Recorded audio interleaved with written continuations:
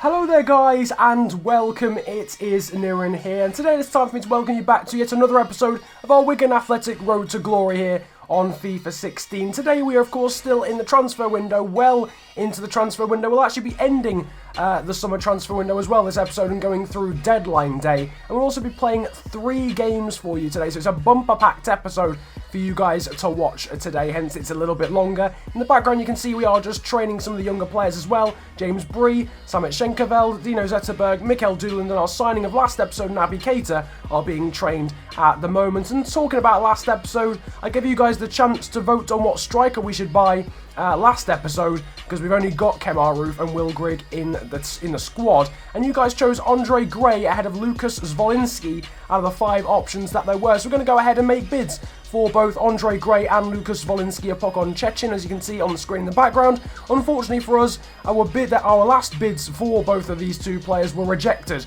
so we've got to go ahead and make sort of improved bids for both. We're going to make a £4 million bid for Lukas Zwolinski, just in case something goes wrong with the Andre Gray deal. If it comes down to it, obviously we will sign the Burnley striker, and we're making a bid for the Burnley striker of £3.8 million, I think is what we decide on, as opposed to 3.9 after Burnley came back to us and said they wanted 5 mil. But we're going to try and squeeze as much as we can out of this deal, not wanting to overpay for anyone with the limited amount of money that we have, unfortunately, thanks to the board. As you can see though, good news, that £3.8 million bid for Burnley's Andre Gray was actually accepted. So we're going to go ahead and make a contract offer for him in a moment. But unfortunately, Apokon Chechin said that bid from us was unacceptable, that £4 million bid. So we're going to have to raise that if we want to have him as a little backup, just in case things go wrong with Andre Gray.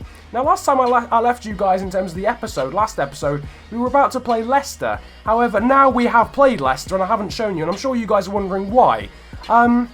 Regrettably, my PC decided it was going to freeze during the recording, so I actually lost all the footage from the Leicester game. However, I was able to record a little highlights reel at the end, so we're going to go over that in sort of a highlights format, and then I'll return back to you after I show you guys the result. It's a bit unfortunate, it's a bit annoying, but hopefully this sort of makes it up to you. So here are the highlights from the Leicester game. If ever there was a football match to sum up FIFA 16, it would be this one.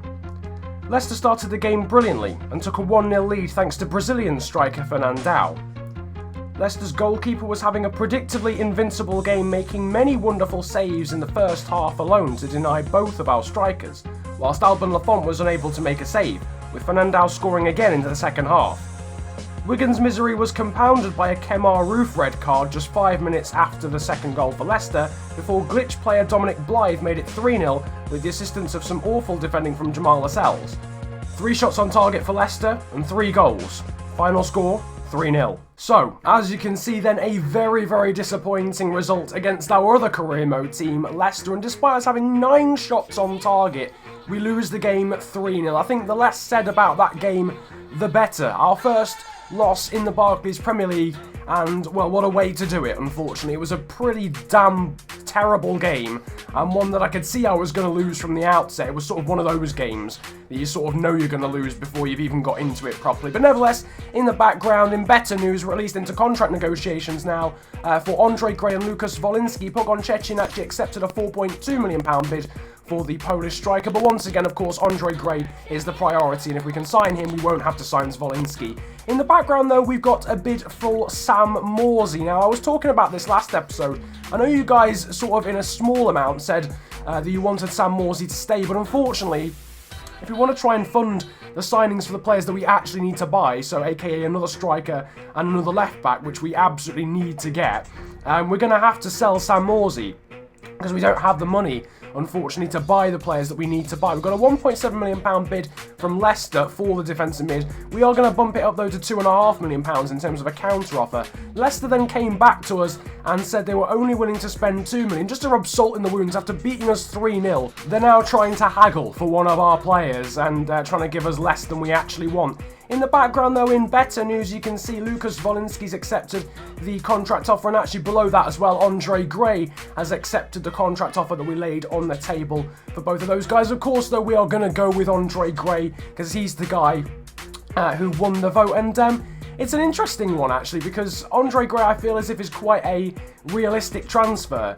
to happen in this series. But before we get into that, as you can see, we've got the counter offer, we've got the second offer from Leicester of £2 million for Sam Morsy, the 73 overall, 25-year-old defensive mid, and we're going to counter offer for £2.3 million. And as you can see, Leicester actually come back and match that and go ahead with the deal. Now we have enough to buy Andre Gray and also to buy a backup left back, of which we're thinking is Rico Henry. So we're going to go ahead and complete the first half of that plan by rejecting Lucas Wolinski and going ahead and accepting the deal for Andre Gray, £3.8 million transfer fee and an offered wage of 35k for the Burnley striker. Here you can see his attributes in the background. He's a 75 overall striker.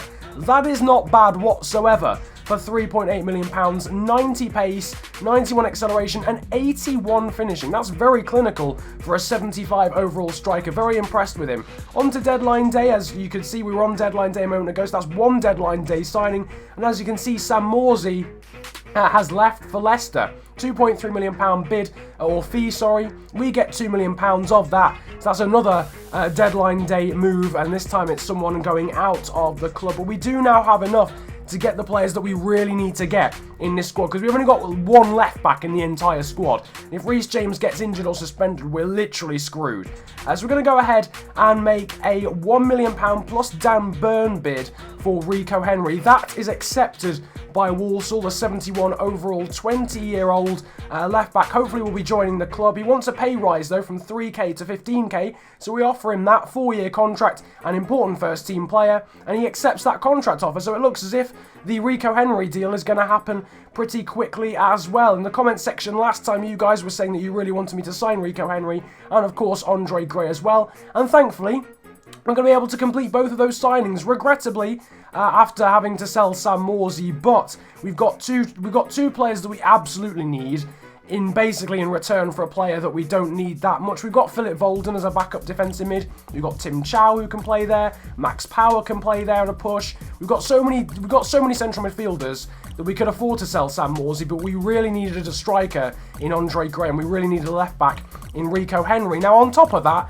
because we're playing in a formation that has two strikers, we've got a bit of money left over. We've got some change left over from the Sam Morsy deal, so I thought we might as well go ahead and make another striker signing, just to make sure that if we get an injury, we can still put someone on the bench in terms of a striker. Now, the first striker we're looking at is Ademola Lookman of Charlton Athletic. This is someone that's been suggested to me so many times in this series, and on Leicester Career as well. So we're going to make a bid of 800k for him, and we're also going to make 600k, and then we're going to make a 600k bid for Taiwo Awoniyi of FSV Frankfurt as well.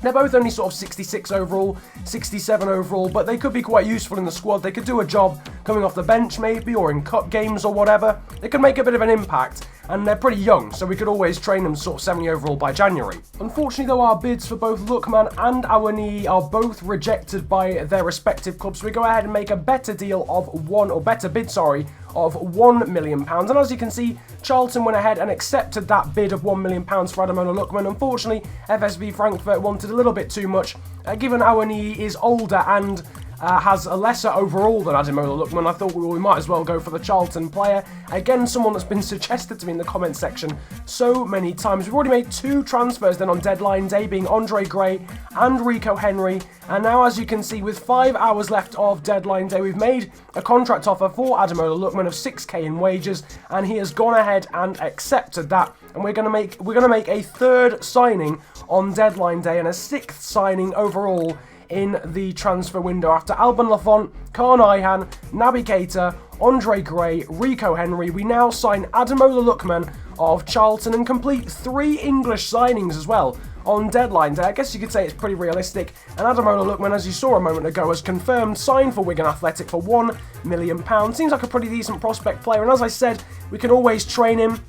Can improve his finishing, which is 71. He's again another pacey player like the other two players actually we've signed on this deadline day. And again, you know, in a formation where we're playing 2 strikers up front, we can now afford to have an injury or a suspension and still have a striker on the bench. But as you can see in the background, just confirmation that deadline day has in fact ended. A pretty successful deadline day for us. Unfortunate that we had to sell Sam Morsy, to be honest with you, because I would have rather really kept him as well. We had to really to get the players that we needed to get In the background, though, you can see that I've changed a few of the numbers around for some of the players. The Youth Academy graduates now have quite high numbers. We've also changed Bartosz Kapuska to number 8 and also Alban Lafont to number 1. I think Kano has changed as well. But now it is finally time for the first played game live of this episode, and we're playing Chelsea for this one, and this signals the debut of Andre Gray, the man who came in for £3.8 million from Burnley. A bit of a baptism of fire coming into play. Chelsea, a very strong side, of course, in real life, and especially in this career mode, given they've signed Sergio Aguero. But they're just confirmation that Andre Gray has, of course, signed, and this is his debut. And as you can see, we're still without Dominic Iorfa, who's injured, and we're also without the suspended Kemar Roof. But the likes of Lookman and Henry on the bench, James Bree, of course, starting because we are without the injured Iorfa. But Chelsea getting the first chance of the match, and Willian forcing a wonderful save there, actually, out of Alban Lafont from quite a tight angle there after just 20 minutes. We're, though, starting to get into the game finally. 15 minutes later, Andre Gray on his debut, finding Bartosz Kapuska. The challenge there from Nemanja Matic. It falls to Keita. It's saved and then blocked on the line by Branislav Ivanovic after the follow-up shot from Oyelchan. The header then from Oyelchan again and headed away by Gary Cahill. And Chelsea hanging on for dear life. A wonderful chance for us. Wonderful reverse ball though from Grigg to find Kapuska, and Kapuska finds the net. And after we put Chelsea under the cosh, to be honest with you. How we didn't score a moment ago is beyond me. Well, Will Grigg with a wonderful reverse ball. He hasn't scored so far in the BPL this season, but that is a wonderful assist for Kapuska, who gets his third goal of the season. On the edge of half-time, Oyelchan putting the ball into the box, and Kapuska trying to get his fourth goal. He's wonderful in the air. Not sure what's happened to him, to be honest, because he seems like a massive aerial threat now. But a corner coming in from Doolan towards Grigg. It's saved by Courtois, and it's 2-0 because Kaan Ayhan is there to get his first goal for the club after signing permanently from Schalke 04.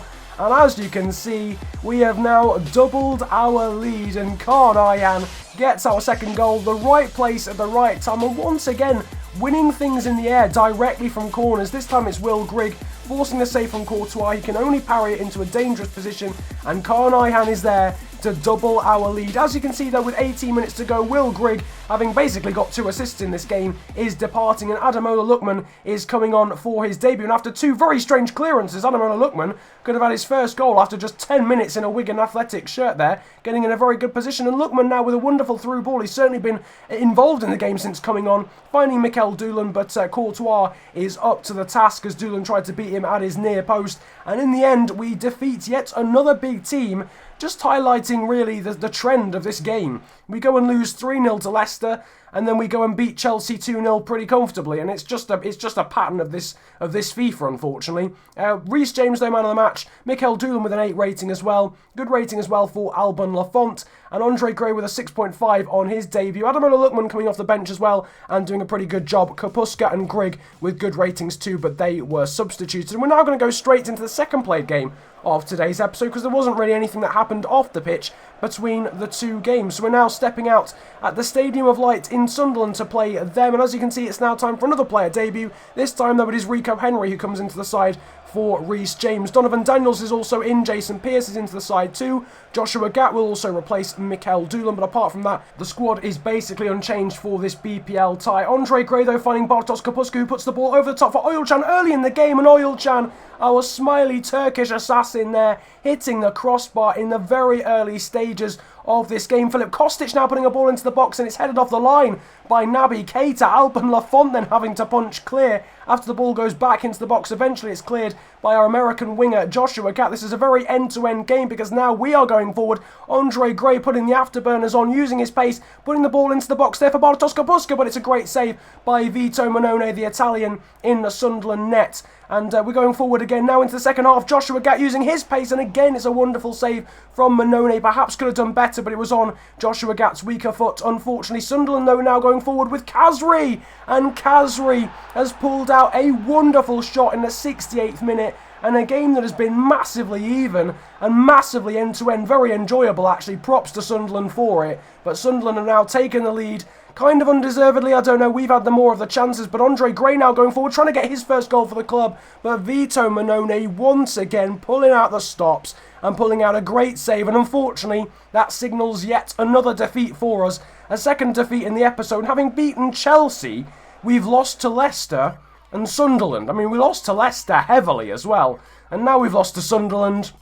It's a very up and down episode, I suppose you could say. We've made 3 signings, but we've lost 2 games, and here is how the episode affects the table. Everton are actually top of the table with 5 wins and a loss. We currently sit 7th, but we're only 2 points off second as it stands, so it's still been a very, very good start to the season, already at the 10-point mark after just 6 games, and you can see the rest of the table further down. United and Liverpool having had pretty bad starts to the season, and Crystal Palace sat bottom, having lost all of their 6 games. But that is about it from me. I hope you guys have enjoyed this episode of Wigan RTG Career Mode, making 3 signings, playing 3 games. It's been bumper packed. If you did enjoy, feel free to hit the likes button, subscribe if you're new around here as well, and comment about enjoying the video if you enjoyed it that much. But it has been a pleasure ranting at you guys today. Have a good day, enjoy yourselves, and goodbye. No, that's not me. Act like a waste man, that's